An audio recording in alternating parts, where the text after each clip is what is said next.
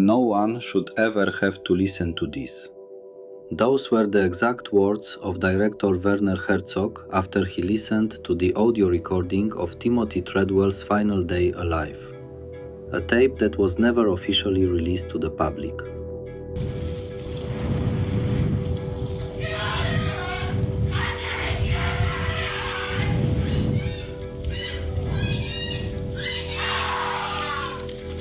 The bushplane pilot, who was supposed to fly the couple back home after they'd spent their final days out at the campsite, touched down and found the place totally deserted.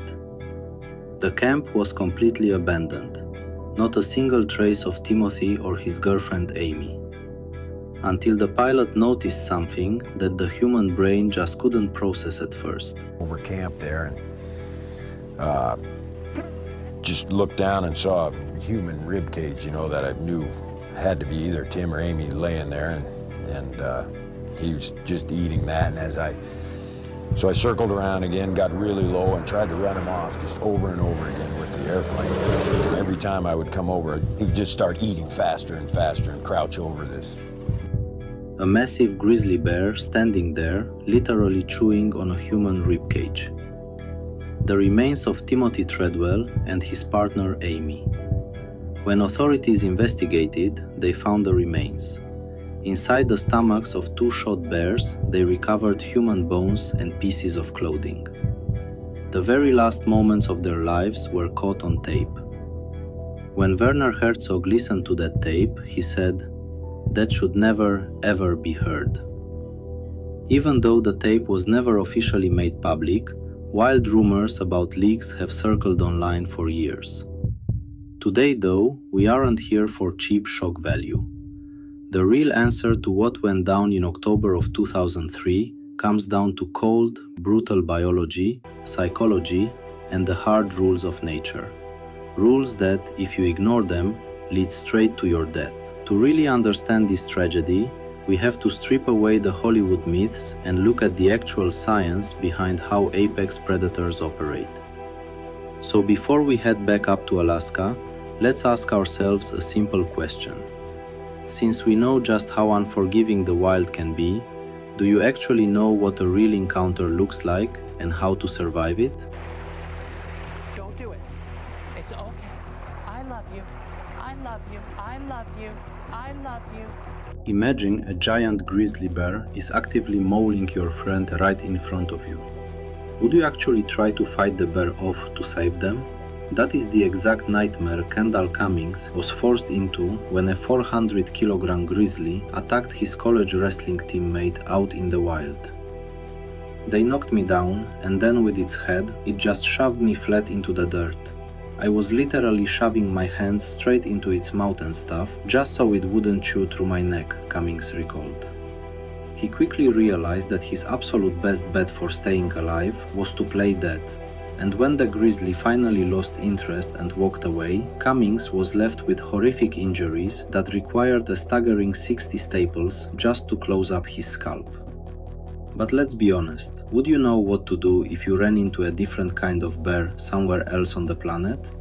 Let's take a quick trip around the globe to look at the brutal hierarchy of the deadliest bears out there, ranked by how often they actually kill people. Number 5. The polar bear. Let's head way up north into the freezing Arctic, home to the largest land carnivore on Earth. Even though biologists technically classify them as marine mammals, since they're basically swimming amphibians that hunt on sea ice, fully grown males can easily weigh up to 600 kilograms. While their primary diet is seals, they are well known to hunt humans when food gets scarce. If you ever find yourself facing a polar bear, your survival key is to avoid direct eye contact and back away very slowly. If the bear starts closing the distance, do not run. Wave your arms around and shout at the top of your lungs to assert your dominance. Realistically though, once a polar bear decides to hunt you down, your chances of walking away are basically zero. Luckily, they live in such remote, freezing parts of the world that running into one is pretty much impossible for the average person. Number 4. Grizzly bears. Moving down to the rugged wilderness of North America, specifically the northwestern US and Canada, we find the mighty grizzly. These powerhouses can weigh up to 400 kilos. If you run into one, your goal is to make yourself look as massive as possible. Stand tall, throw your arms up, and use a deep, firm, assertive voice. If it charges you, that's when you pull out your bear spray, which is only effective up to about 10 meters. You did pack bear spray, right? And whatever you do, never ever run. Running instantly triggers the bear's chase instinct, telling it that you're prey. And a grizzly can sprint way faster than a horse over short distances. Number 3. American black bears. Even though they're smaller than grizzlies, topping out around 250 kilos, American black bears are much more common and you should never underestimate them. There are 2 absolute rules here: never play dead and never try to climb a tree. You aren't going to fool a black bear with bad acting, and as it turns out, black bears are incredible climbers. Trying to scramble up a tree is basically booking your own ticket to a funeral. If a black bear actually attacks you, your only option left is to fight back with everything you've got.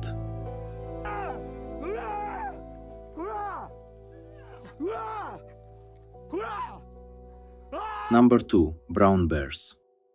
Crossing over to Eurasia, we find the Eurasian brown bear. They're basically the European cousin to the grizzly, just as massive, just as aggressive, and just as dangerous. To stay safe, you want to keep a wide berth and avoid surprising them. If you're unlucky enough to stand face to face with one, don't stare it in the eyes, just back away slowly. But if a brown bear breaks into your camp looking for a meal, it's hunting for calories and won't stop for anything. Turn around. At that point, you're fighting it with whatever heavy object is closest to your hands. Number 1. Sloth bears. And finally, taking the top spot, we head into the dense jungles of South Asia for the solitary sloth bear. Now sure, their main diet is mostly insects like termites, but despite that, this specific species is responsible for more human deaths than any other bear on Earth. They kill roughly 12 people a year, that's double the death toll of the fearsome North American grizzly. How do you survive a sloth bear? Well, keep your distance and avoid sudden movements. If one charges, you can try climbing a tree. Unlike grizzlies, their massive claws actually make them pretty clumsy climbers. But if climbing isn't an option, you grab rocks or big sticks and defend yourself, because sloth bears basically wake up every single day choosing pure, unadulterated violence. Phew, close calls like that make the lesson pretty clear. Never head into the deep woods without bear spray, and honestly, having 2 cans is always better than 1. Unfortunately, even the best gear in the world wouldn't have saved a certain man from the delusions of his own mind. A man who thought he could completely bypass the rules of nature. I love you. I love you. I love you. I love you. That was it. Here's my friend, Timmy the Fox. Yep.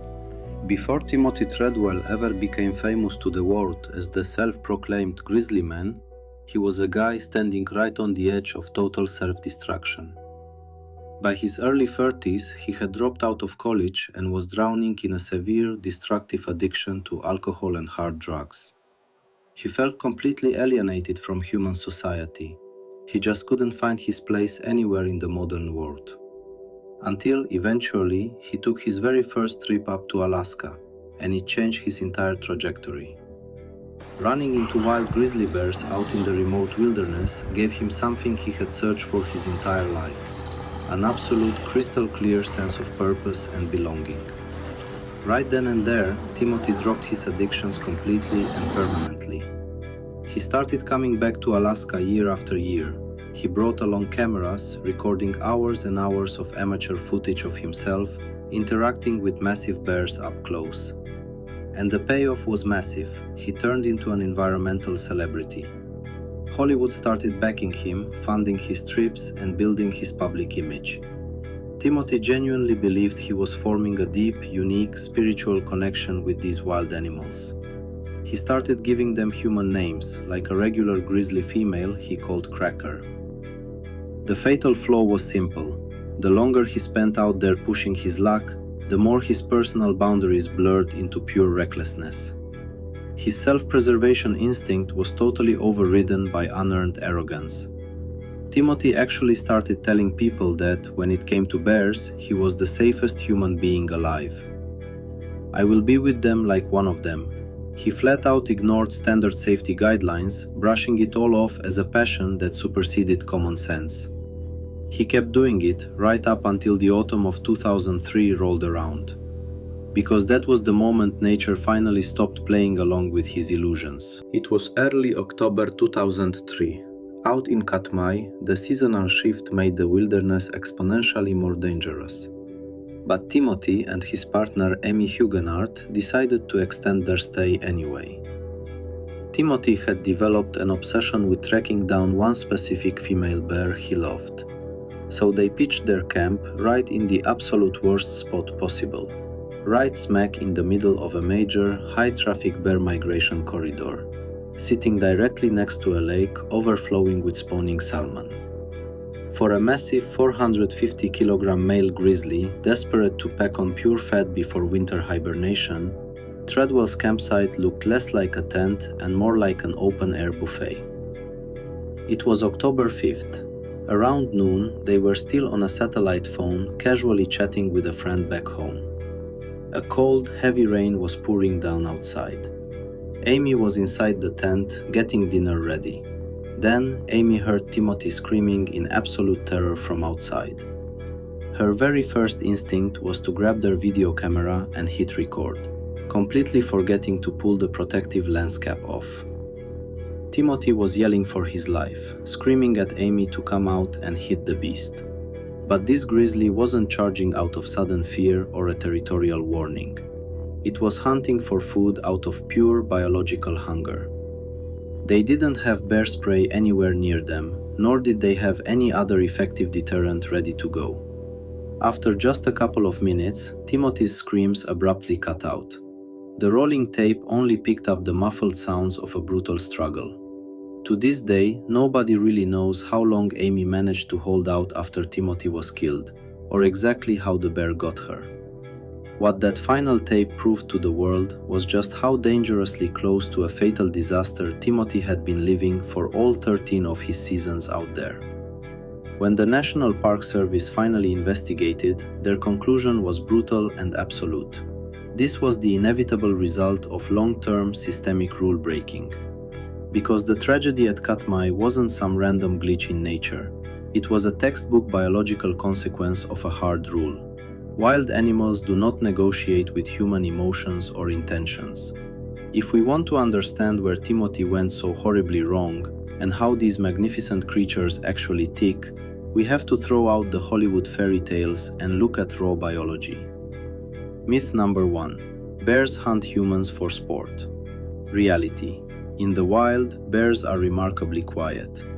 As upright, two-legged walkers, humans don't fit the natural prey profiles they're wired to hunt. The golden rule of survival number 1. Never run. You cannot outrun a bear. They can effortlessly hit speeds of up to 40 kilometers per hour over short distances. Myth number 2. Climbing a tree will keep you safe. Reality.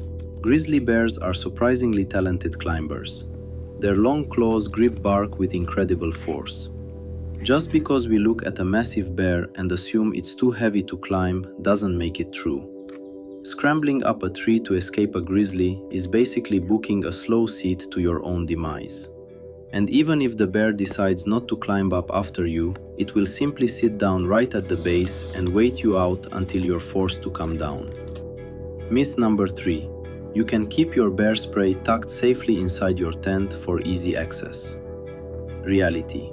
Bear spray is designed exclusively for open-air use to throw up a massive defensive chemical cloud.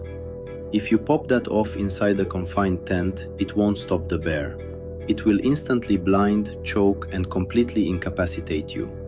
When a confrontation happens, your response depends entirely on the species. Black bear, fight back. Stand your ground, make as much noise as possible. Brown or grizzly bear, play dead. Drop flat onto your stomach, lock your fingers behind your neck, and protect your head and vital organs. Timothy did the exact opposite. He panicked, flailed around, and screamed. And finally, the ultimate rule of the backcountry. Never ever put yourself between a mother bear and her cubs. Mother bears completely lose the capacity for hesitation and will attack with terrifying, unstoppable fury. So when you look at the wider world of bears and break down which ones are truly the most dangerous, you start to see the bigger picture. One that explains exactly why things ended the way they did in Katmai. The tragedy at Katmai wasn't an anomaly. It was a straightforward biological consequence driven by a simple truth. Wild nature does not negotiate with human intentions. Timothy Treadwell didn't hate the natural world. He genuinely loved it. He just loved it entirely on his own dangerous, self-invented terms. He forgot a fundamental rule. Having a deep affection for wild animals does not excuse anyone from respecting their biology. At the end of the day, we are just visitors, walking through a world whose rules were written by the unyielding, bloody process of evolution. If you respect an animal's space, it will respect your safety. If this story opened your eyes to the real realities of sharing space with wildlife, make sure to hit that thumbs up and subscribe to the channel. Let me know what your thoughts are down in the comments below. See you next time. This wasn't just an accident. It was a lesson that we all need to remember forever. Thank you for watching.